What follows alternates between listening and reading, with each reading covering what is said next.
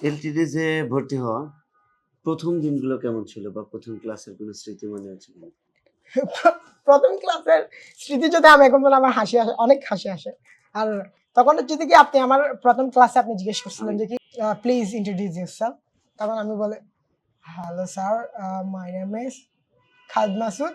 আমি পুরো নামটাই বলতে পারতেছিলাম না, কারণ আমি তো জীবনেও এই ক্যামেরার Introduce সামনে, করিনি। হ্যাঁ ক্যামেরার সামনে কখনো ইন্ট্রোডিউস করি না, আর কথা বলি নাই। এর জন্য তখন আমার অনেক শাই ফিল হয়েছে, তারপর অনেক নার্ভাস ছিলাম। পরের দিনগুলো পরের যদি আমরা ২-১ সপ্তাহ ধরি। হ্যাঁ, তখন হচ্ছে ২-১ সপ্তাহ আমি যখন অ্যাডমিশন নিই, এর ২-৩ দিন পরেই আমাদের একটা ট্রেনিং শুরু হয়। এটা হচ্ছে কমান্ড ট্রেনিং। ইউ আর হ্যাঁ, সো ফরচুনেট। ইয়াপ। এটা হচ্ছে আমার কমান্ডো 4 এ ছিলাম আমি।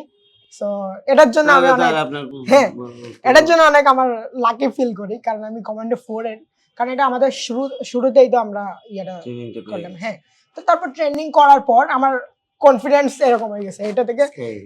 দিস টু দিস, ঠিক আছে।